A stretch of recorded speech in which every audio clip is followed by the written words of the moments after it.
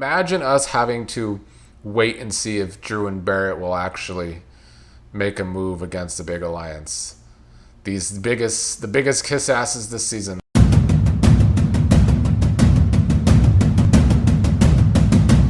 What's up, everybody? Another day of feeds to talk about in this Big Brother 28 season where we are suffering. I'm straight out of the shower today to do this video. Usually I give it some time so I could collect my thoughts about what I want to talk about from the past day on live feeds.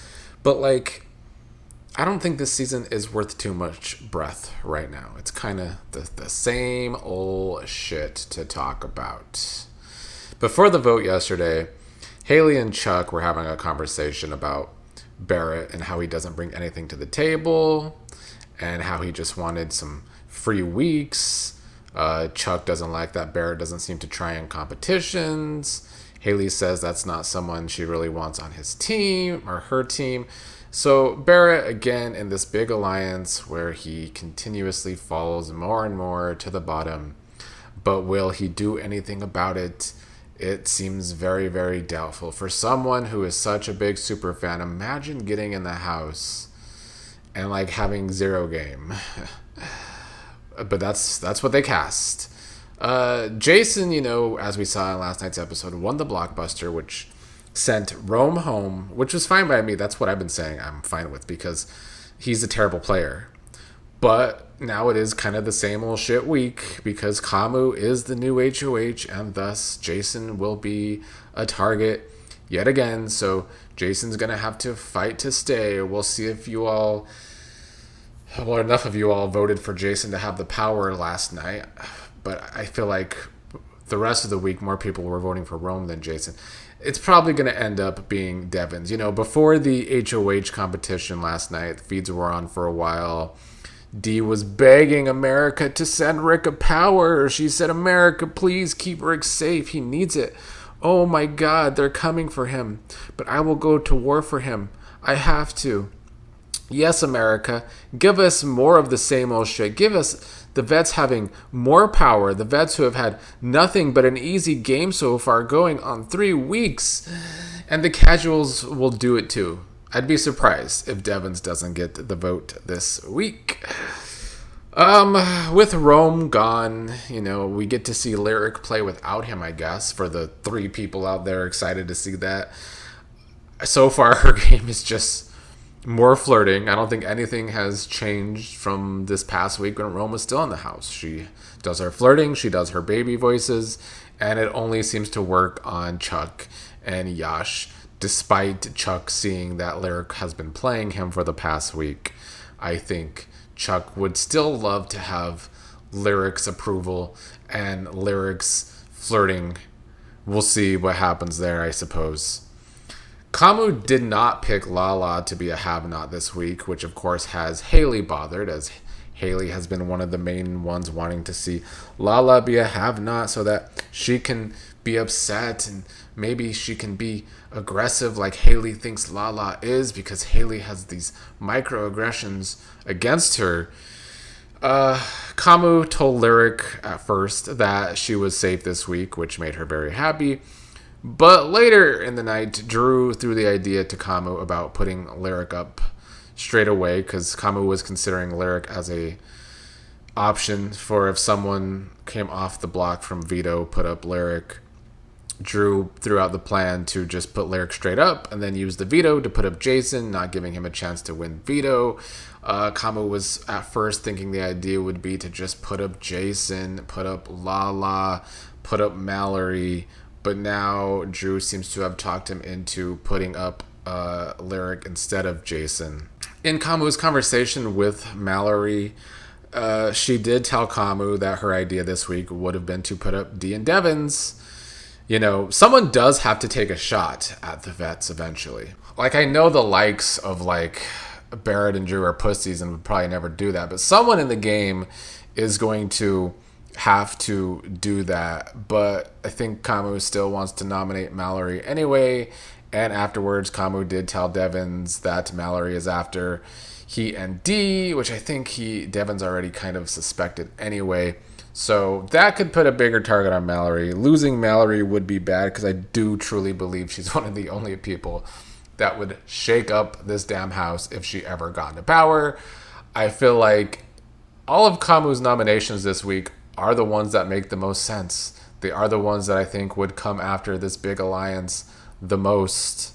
So that's good gameplay by Kamu. It's terrible for us as watching the feeds because until there's any sort of power shift in this goddamn season, it's going to be the same miserable ass feeds. Imagine us having to wait and see if Drew and Barrett will actually make a move against the big alliance. The biggest kiss asses this season, are they gonna be able to do that? You know, they talked a big game on the episode last night in confessionals, like they don't like the Toolshed Alliance. And yet on the feeds we have seen nothing that gives us the idea that they are going to try and go against it anytime soon.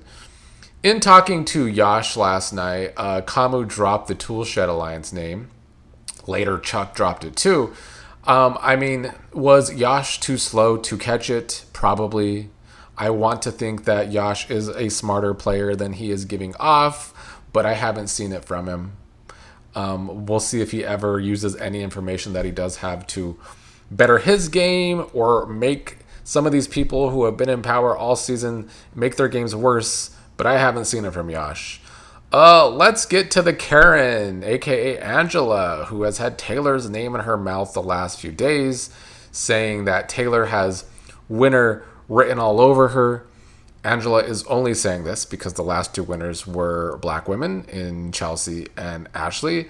Literally no other reason for Angela to repeat that every single day, multiple times now, because Taylor is barely playing this game. And Angela, I think, knows her paranoia rubs off on Dee, so that's why she does it. But I will say that, like, even if Angela wanted to compare Taylor to Chelsea and Ashley, she's wrong because Taylor is nothing like them. So all this is from Karen. I'm just going to start calling her Karen, I think. All this is from Angela is her being a Karen with implicit bias and ignorance. When Angela and Haley and Dee pitched that Taylor should be a nominee to Kamu, he shut that shit down real fast. I mentioned the last couple days and early on that Kamu really likes Taylor. Maybe it really is a crush. I don't know. Earlier in the night, Jason was trying to tell Taylor that she should go up and flirt with Kamu. Taylor doesn't think Kamu likes her like that. I don't think that Taylor is going to do Lyric's game, but, you know, Taylor has always done well talking to the HOHs. That's one of Taylor's good parts of her game. You know, she doesn't play a lot, but I do think she has a good social game in certain ways for sure. I am probably, I guess, most interested in seeing Kamu and Taylor play this week. I'm not interested in a lot of things this week whatsoever. Fees are probably going to be even harder to watch this week than last week because last week was already terrible and this week is a repeat week. So yeah, but I do want to see how Kamu plays. He's in a good spot and he's like someone that I would want out the least between the vets and the red corner, I guess.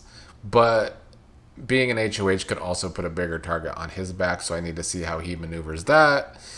Taylor with Kamu being HOH, I would love to see her game more. We'll see if she does or not. Haley, of course, in pushing for Taylor to go up on the block. She's not just ignorant. She is straight up racist and has been this season. We've talked about it this past week. She definitely wants both Lala and Taylor on the block this week. The two names that have been stuck in her mouth all season long so far. The only thing socially that Angela has done consistently well this season is her relationship with Mallory, which she continues to try and water and grow. However, like I have also been saying, this one alliance outside of the big alliance that Angela has is with Mallory, and her fellow vets now know that Mallory wants them out, Dee and Devens. I don't know how much Angela can really protect Mallory there. I do think she should try. It's one of the only things she has going in the game. She's in this big alliance where she doesn't actually have a number one. D's number one is Devens. I will also say, though, Kamu telling Devens and Angela and D getting this information that Mallory is coming for D and Devens. Drew told them this days ago, and they didn't believe Drew. And, Lyric lied to D saying that Mallory wasn't coming after her. So this is an opportunity for D and Angela to realize that Drew was actually telling them the truth and isn't this big scumbag like they think he is. I mean, Drew has scumbag qualities, and I don't like him either. And I would love for his shit to get rocked with his sloppy rat gameplay. But it was very stupid this past week of Angela and D to be throwing Drew under the bus so badly when he's been nothing but loyal to them, as much as I hate that loyalty.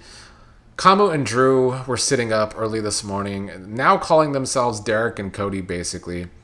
Kamu said they were Derrick and Cody, saying the tool shed is like the bomb squad and how they're planned down the line, who they can use, basically.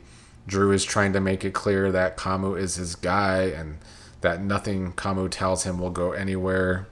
We'll see how long that lasts with Drew. Do I think they are Derrick and Cody? No, I think that Drew is way too sloppy for that. I think Kamu could try. I think Kamu could be, honestly, with his position in the house right now.